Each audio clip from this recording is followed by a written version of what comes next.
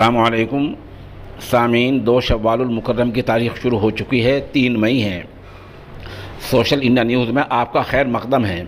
ख़बर का उन्वान है, मध्य प्रदेश में गाय के कत्ल के शुबे में 2 नौजवानों को पीट पीट कर मार डाला, मौत की नींद सुला दिया।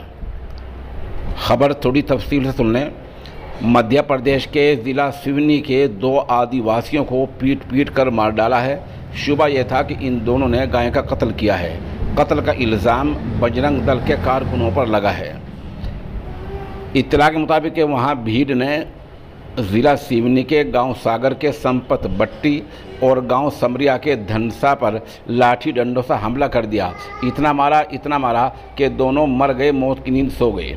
पुलिस का कहना है कि 15-20 लोगों के खिलाफ मुकदमा दर्ज कर लिया गया है। इल्ज़ाम बजरंग दल के कारकुनों पर लगा है।